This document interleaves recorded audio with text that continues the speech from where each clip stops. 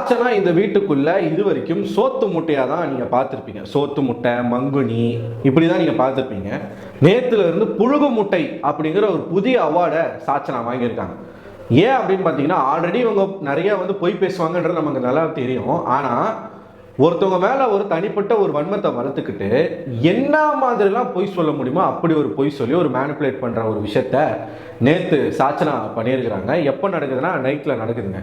So நேற்று ஒரு சம்பவம் நடக்குது. இந்த வீட்டுக்குள்ளே கிராசரி டாஸ்க் நடக்கும்போது ஜாக்லினுக்கும் சாச்சனாவுக்கும் நடுவில் ஒரு சின்ன ஒரு வாக்குவாதம். ப்ரோமோவில் பாருங்கள் எவ்வளோ கிளவராக எடிட்டர் பார்த்த வேலை. என்னமோ ஜாக்லின் சாச்சனாவை ஏதோ அசிங்கப்படுத்துகிற மாதிரி, படிக்க தெரிஞ்சாதானே அப்படின்ற ரேஞ்சுக்கு அவங்க பேசுகிற மாதிரியான ஒரு எடிட்டிங்கை காமிச்சாங்க. ஆனால் லைவ்ல நடந்தது அதானான்னு கேட்டால் கிடையாது. இவங்க தோசை பேட்டரி எடுத்துருக்கலாம் அப்படின்னு சொல்கிறாங்க. அது வேண்டாம், காஃபி பவுடர் வேணாம், அதுக்கு பதிலாக தோசை பேட்டரி எடுங்க அப்படின்னு சொல்லிட்டு சாச்சனா சொல்கிறாங்க. காஃபி பவுடர் ஜாக்லின் போட்டிருக்காங்க. இதில் நிறைய பேர் புரிஞ்சிக்காமல் பேசுகிறீங்க. நான் வேணால் அந்த ஸ்க்ரீன்ஷாட்டை கூட உங்களுக்கு காட்டுறேன். தோசை பேட்டரி அப்படிங்கிறது லக்ஸரி ஐட்டம்ஸில் தான் இருந்துச்சு, காஃபி பவுடர் ஒரு காமன் ஐட்டமில் தான் இருந்துச்சு. ஸோ அந்த இதுவை நான் போடுறேன். ஜாக்லினுடைய பாயிண்ட் என்னவா இருந்துச்சு அப்படின்னு பார்த்தீங்கன்னா, ஒரு தோசை பேட்டர் பேக்கெட், ஒரு தோசை மாவு பேக்கெட் 100 ரூபாய், சரிங்களா? அப்போ 400 ரூபாய் நம்ம செலவு பண்ணி 4 பேக்கெட் எடுத்தால் கூட ஒரு வேலைக்கு தான் நம்ம யூஸ் பண்ண முடியும். 18 பேர் 19 பேருக்கு ஒரு வேலைக்கு தான் அது பத்தும். இதுவே நம்ம 400 ரூபாவை யூஸ் பண்ணி காஃபி பவுடரை வாங்கிட்டோம்னா ஒரு வாரத்துக்கு எல்லாரும் யூஸ் பண்ணலாம். இது ஜாக்லினுடைய ஐடியா. இப்போ தோசை வேணும் அப்படின்னா நம்ம கிட்ட கோதுமை நிறையா இருக்கு, கோதுமை தோசை சுட்டுக்கலாம் அப்படின்னு சொல்லி அவங்க ஒரு ஐடியா பண்ணி எடுக்கிறாங்க. இப்போ இந்த பொண்ணுக்கு எப்படி 5 ஸ்டார் தேவைப்படுதோ, சாக்லேட் அங்கே இருந்தால் வேணும்னு சொல்லுதோ, நொறுக்கு தீனி இருந்தால் வேணும்னு சொல்லுதோ, அதே மாதிரி ஜாக்லின் காஃபி பவுடர் வேணும்னு ஆசைப்பட்டிருக்காங்க. தப்பு கிடையாது. இப்போ அந்த ஒட்டுமொத்த காஃபி பவுடருமே ஜாக்லின் மட்டுமே யூஸ் பண்ண போறாங்களான்னு கேட்டால் கிடையாது. ஒட்டுமொத்த வீடுமே தான் யூஸ் பண்ணும். இப்போ இல்லாத ஒன்று இல்லை, அந்த பொருள் இல்லைன்னும் போது வேணான்னு தான் சொல்லுவாங்க எல்லாம். அதுவே அந்த பொருள் இருக்கும்போது எவனும் வேணான்னு சொல்ல மாட்டான், எனக்கு வேணும் தான் சொல்லுவானுங்க.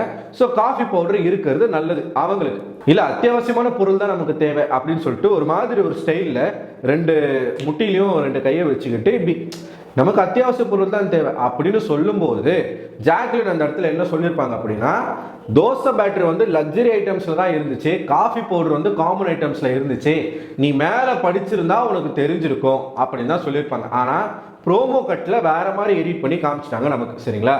ஆக மொத்தம் இந்த பொண்ணு தற்கூரி தான், அதில் எந்த விதமான டவுட்டும் கிடையாது. ஸோ ஜாக்லின் அப்படி சொல்லலைனாலும் உண்மையாகவே சாச்சனா தற்கூரி தான். இப்படி மொக்க பண்ணிட்டாங்களா, சாச்சனாவை மொக்க பண்ணிட்டாங்க, பேச விடலை. இப்போ எல்லாம் இண்டிவிஜுவல் கேம் அப்படிங்கிறதுனால இந்த பொண்ணு பேசுறது யாருமே காதில் வாங்க போகிறதே கிடையாது. இதை மனசுக்குள்ளேயே அந்த பொண்ணு வச்சுக்கிட்டு என்ன பண்ணுது அப்படின்னா, வீக்கெண்டில் நடந்த ஒரு சம்பவத்துக்கு போயிடுச்சு. இதை பேசுறதுக்கு, இந்த பொண்ணு பேசுறதை கேட்கறதுக்குனே அந்த வீட்டுக்குள்ள இன்னொரு அடிமை ஒன்று இருக்கு. அதான் ஆனந்தி, அதான் ஹீலர் புக்கு, சரிங்களா? தெரப்பிஸ்ட். அவங்க யார் அழுதாலும் போய் உட்காந்து 1 மணி நேரம் பேசுவாங்க.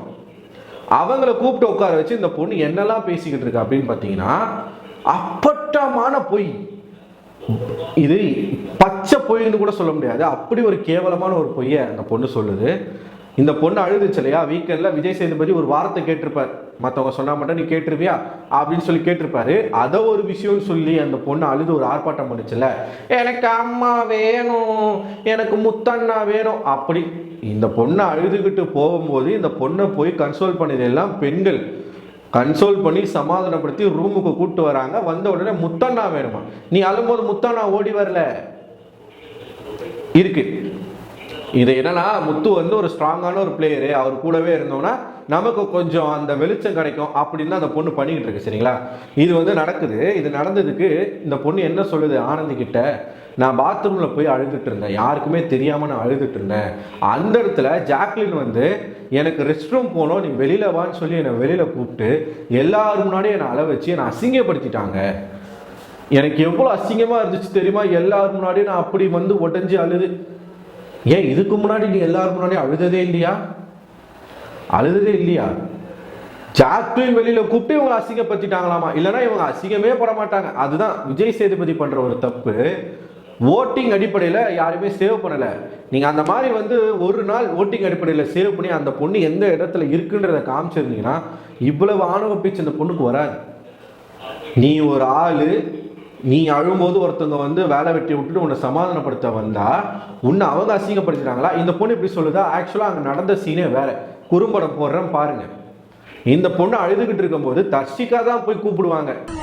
நான் போய் பாத்ரூம்ல கத்தி நினைக்கிறேன். எனக்கு ரெஸ்ட் ரூம் எடுத்து வெளிலவான்னு கூப்பிட்டு வந்து அங்க கன்சல்ட் பண்ற பேர்ல எனக்கு கத்தி அள வச்சு அது ஏன் அப்படின்ற மாதிரி எனக்கு அப்போ அசிங்கமா இருக்கு.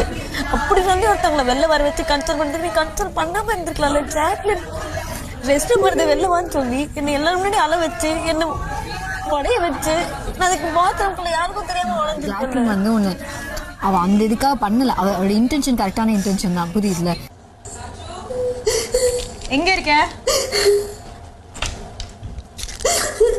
சாச்சு? இங்க வா, வெளில வா. நீ சாச்சு சாச்சு ஒரு நிமிஷம் வாயேன், ஒரே நிமிஷம் வா, ஒரே நிமிஷம் வாயேன், ஒரு நிமிஷம் வாயேன். வா இரு இரு இரு வா வா வா வா ஒரு நிமிஷம். ஜாக்லின்லாம் லேட்டாக தான் வந்தாங்க. தர்ஷிகா தான் முதல்ல போய் கூப்பிடுவாங்க, அப்புறம் பவித்ரா போவாங்க, அப்புறம் தான் பின்னாடி ஒருத்தராக வருவாங்க. இந்த பொண்ணு ஆனந்திக்கிட்ட என்ன சொல்லுதுன்னா, ஜாக்லின் வந்து என்னை கூப்பிட்டு வெளியில் வர வச்சிட்டாங்க. தர்ஷிகா கூப்பிட்ட உடனே இந்த பொண்ணு வெளியில் வந்துருச்சுங்க. ஒரு நிமிஷம் வாயேன், ஒரு நிமிஷம் வாயேன். அப்புறம் பவித்ரா வராங்க, அவங்க வந்து கூப்பிட்றாங்க, ஒரு நிமிஷம் வாயேன்னு சொல்லி கூப்பிடும் போதே இந்த பொண்ணு வந்துருச்சு. ஜாக்லின் போவே இல்லை அந்த இடத்துல. ஜாக்லின் அப்புறமா தான் வராங்க, ஜாக்லினும் கூப்பிடுறாங்க. அப்படியே ஆனந்தி கிட்ட என்ன ரெஜிஸ்டர் பண்ணுதுன்னா, அவங்க தான் என்ன ரெஸ்ட் ரூம் போகணும்னு சொல்லி வர வச்சிட்டாங்களாம். அப்படி என்ன நான் அழுதுகிட்டு இருக்கும்போது நீங்கள் ரெஸ்ட் ரூம் போனோம், அப்போ நீ அழுவும் போது அவங்க ரெஸ்ட் ரூம் வந்து அடக்கி வச்சுட்டு இருப்பாங்களா? நீ வந்து சும்மா எல்லாத்துக்கும் அழுவ, உனக்கு கட்டி கொடுத்துருக்கா ரெஸ்ட் ரூம், அது காமனான ஒரு ரெஸ்ட் ரூம் தானே. இது பாருங்க எவ்வளோ சில்லறத்தனமா பேசுது பாருங்க அந்த பொண்ணு. இவங்க அழுதுகிட்டு இருக்காங்களா, அதனால ஒண்ணுமா நீ போய் வெளில அழு. அழுவுறது எங்க வேணா அழுவ முடியும், ரெஸ்ட் ரூம் பாத்ரூம்ல தானே போக முடியும். எங்கன்னா லாஜிக்கா பேசுறியா நீ? தற்குறிய இதை ஆனந்தி கிட்ட சொல்லுது. ஆனந்தி வந்து அப்பயே என்ன சொல்றாங்கன்னா, அவங்க ஒரு பக்கம் இந்த பொண்ணை கட்டி பிடிச்சிக்கிட்டு ஒரு டிராமா போட்டதெல்லாம் நம்ம பார்த்தோம். ஆனால் ஆனந்தி இடத்துல ஒரு வேலிடான ஒரு பாயிண்ட் சொல்றாங்க.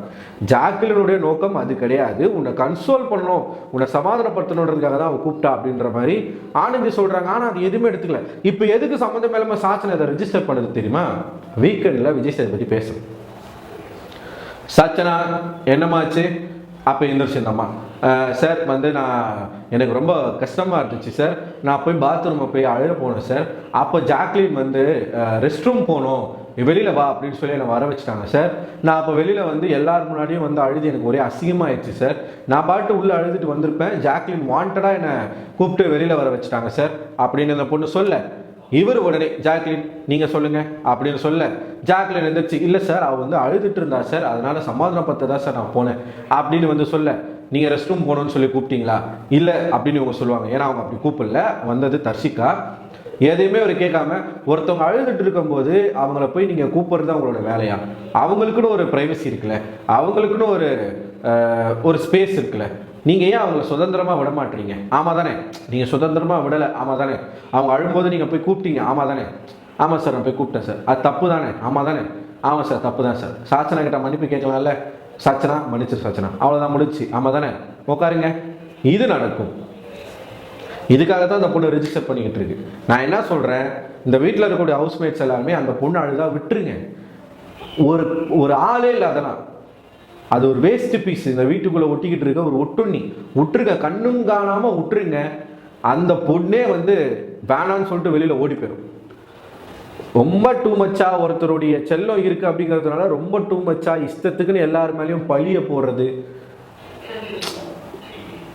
எந்த சீசன்லையும் இல்லாமல் இந்த சீசனில் இந்த பொண்ணை பார்த்தாலே இரிட்டேட் ஆகுதுங்க. ஏனே தெரில.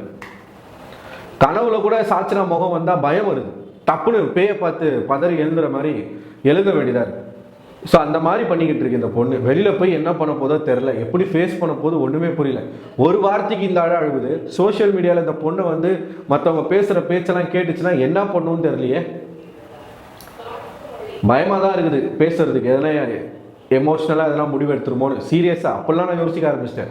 ஒரு வார்த்தைக்கு அம்மா வேணும், அப்பா வேணும், அண்ணன் வேணும்னு அழுகுற. இவ்வளோ கேவலமாக கழுவி ஊற்றிருக்கிறாங்க சோசியல் மீடியாவில். வெளியில் வந்து பார்த்தீங்கன்னா என்ன ஆவியோ தெரியலையே. சரி பார்ப்போம் என்ன பண்ணுறாங்கன்னு சொல்லிட்டு. இது நீங்கள் உங்களுக்கு எப்படி தோணுது? இதை இந்த மாதிரி வாயை திறந்தாலே போய் பேசிக்கிட்டு இருக்க இந்த பொண்ணு இதை பார்க்கும் பொழுது ஜாக்லினுக்கு இவ்வளோ நல்ல மனசுலாம் தேவையில்லை. நீங்கள் கேம் ஆடுங்க, வேண்டாம் இதெல்லாம் விட்டுருங்க. ஸோ இந்த வீடியோ பற்றின உங்களோட கருத்துக்களை மறக்காம கமெண்ட் பாக்ஸில் கமெண்ட் பண்ணுங்க. நம்ம சேனலுக்கு முதல் முறையாக வரீங்கன்னா சப்ஸ்கிரைப் பண்ணிடுங்க. அடுத்த ஒரு வீடியோவில் உங்களை வந்து சந்திக்கிறேன். அதுவரை உங்களிடமிருந்து விடைபெறுவது நான் அரவிந்த்.